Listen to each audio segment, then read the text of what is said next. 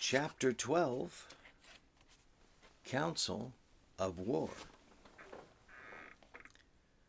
There was a great rush of feet across the deck. I could hear people tumbling up from the cabin in the forecastle, and slipping in an instant outside my barrel, I dived behind the foresail, made a double towards the stern, and came out upon the open deck in time to join Hunter and Dr. Livesey in the rush for the weather bow. There, all hands were already congregated. A belt of fog had lifted almost simultaneously with the appearance of the moon. Away to the southwest of us, we saw two low hills, about a couple of miles apart, and rising behind one of them, a third and higher hill, whose peak was still buried in the fog. All three seemed sharp and conical in figure. So much I saw, almost in a dream, for I had not yet recovered from my horrid fear of a minute or two before, and then I heard the voice of Captain Smollett issuing orders. The Hispaniola was laid a couple of points nearer the wind, and now sailed a course that would just clear the island on the east. "And now, men," said the captain, when all was sheeted home, "has any of you ever seen that island ahead?" "I have, sir," said Silver. "I watered there with a trader. I was cooking." "The anchorage is on the south, behind the island, I fancy?" asked the captain. "Yes, sir. Skeleton Island, they calls it. It were a main place for pirates once, and a hand we had on board knowed all their names for it. The hill to the nor'ard they calls the foremast hill. There are 3 hills in a row running southward, fore, main, and mizzen, sir. But the main, that's the big un with the cloud on it. They usually calls the spyglass, by reasons of a lookout they kept when they was in the anchorage cleaning, for it was there they cleaned their ships, sir, taking your pardon."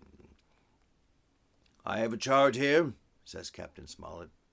"See if that's the place." Long John's eyes burned in his head as he looked at the chart, but by the fresh look of the paper, I knew he was doomed to disappointment.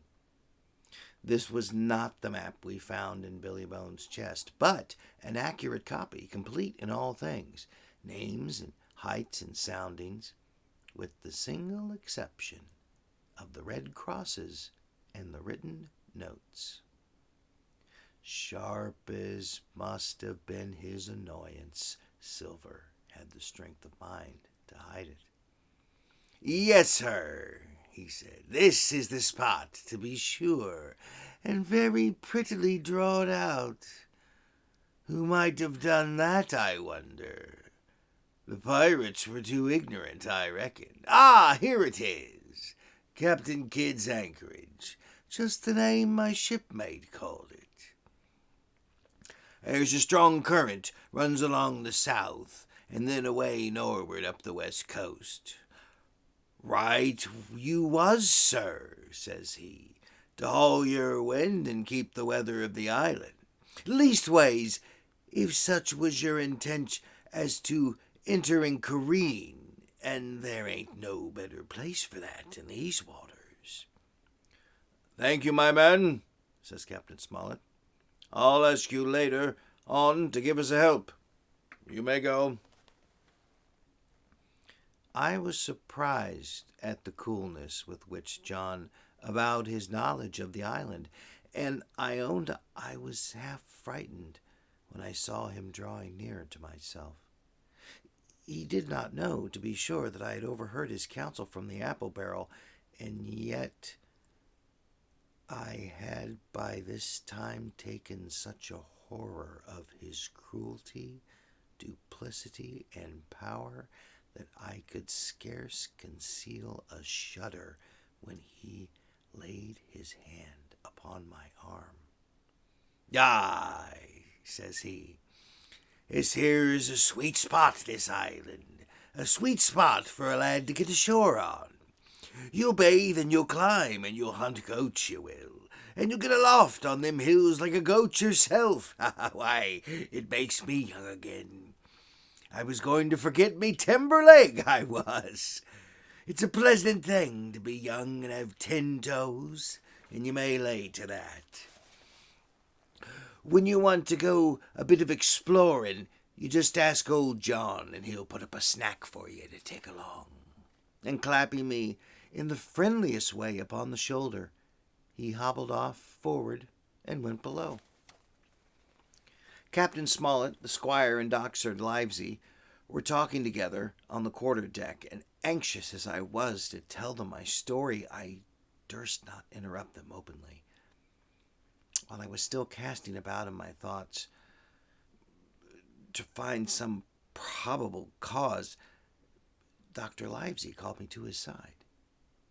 He had left his pipe below, and being a slave to tobacco had meant that I should fetch it for him. But as soon as I was near enough to speak and not to be overheard, I broke out immediately. "Doctor, let me speak. Get the captain and the squire down to the cabin, and then make some pretense to send for me. I have terrible news." The doctor changed his countenance a little, but next moment he was master of himself. "Thank you, Jim," he said quite loudly. "That's all I wanted to know," as if he had asked me a question. And with that he turned on his heel and rejoined the other two. They spoke together for a little, and though none of them started or raised his voice or so much as whistled, it was plain enough that Dr. Livesey had communicated my request. For the next thing that I heard was the captain giving an order to Job Anderson, and all hands were piped on deck. "My lads," said Captain Smollett, "I've a word to say to you. This land that we have sighted is the place that we have been sailing for. Mr. Trelawney, being a very open-handed gentleman, as we all know, has just asked me a word or two. And as I was able to tell him that every man on board has done his duty, alow and aloft, as I never asked to see it done better, why, he and I and the doctor are going below to the cabin to drink your health and luck, and you'll have a grog served out to you to drink our health and luck. And I'll tell you what I think of this. I think it handsome. And if you think as I do, you'll give a good sea cheer for the gentleman that does it." The cheer followed. That was a matter of course, but it rang out so full and hearty that I confess I could hardly believe these same men were plotting for our blood. "One more cheer for Captain Smollett," cried Long John when the first had subsided. This also was given with a will. On top of that, 3 gentlemen went below, and not long after word was sent forwards that Jim Hawkins was wanted in the cabin. I found them all 3 seated around the table, a bottle of Spanish wine and some raisins before them, and the doctor smoking away with his wig on his lap, and that, I knew, was a sign that he was agitated. The stern window was open, for it was a warm night, and you can see the moon shining behind on the ship's wake. "Now, Hawkins," said the squire, "you have something to say. Speak up." I did as I was bid, and as short as I could make it, told the whole details of Silver's conversation. Nobody interrupted me till I was done, nor did any of the 3 of them make so much as a movement, but they kept their eyes upon my face from first to last. "Jim," said Dr. Livesey, "take a seat." They made me sit down at table beside them, poured me out a glass of wine, filled my hands with raisins, and all 3, one after the other, and each with a bow, drank my good health and their service to me for my luck and courage. "Now, Captain," said the squire, "you were right, and I was wrong. I own myself an ass, and I await your orders." "No more an ass than I, sir," returned the captain. I never heard of a crew that meant to mutiny but what showed signs before for any man that had an eye in his head to see the mischief and take steps according. But this crew, he added, beats me. Captain, with your permission, that's Silver, a very remarkable man. He'd look remarkably well from a yardarm, returned the captain. But this is talk. This don't lead to anything. I see 3 or 4 points, and with Mr. Trelawney's permission, I'll name them. You, sir, are the captain. It is for you to speak, says Mr. Trelawney grandly.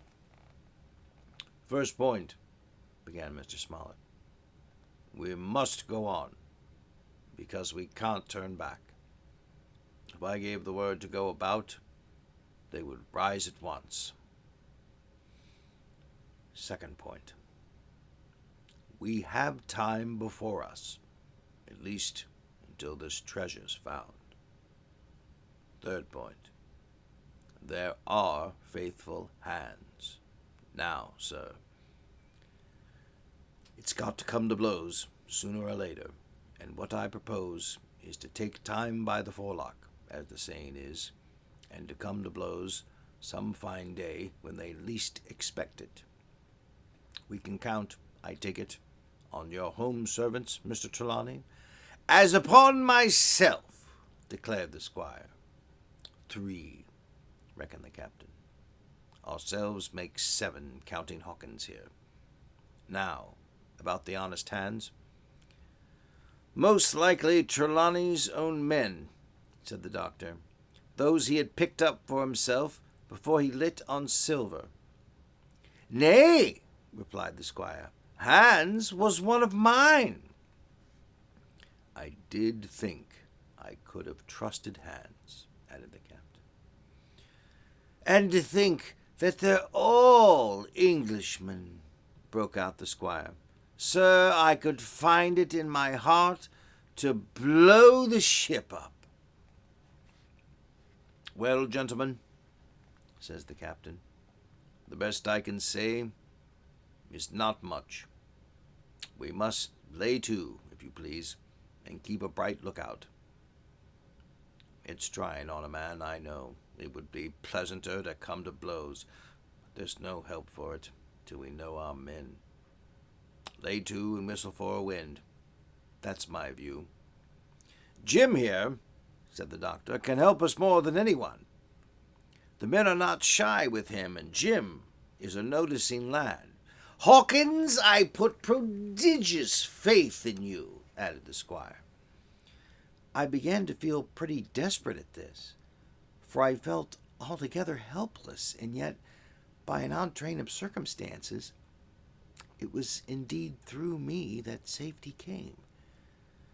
In the meantime, talk as we pleased, there were only 7 out of the 26 on whom we knew we could rely, and out of those 7, 1 was a boy, so that the grown men on our side were 6 to their 19.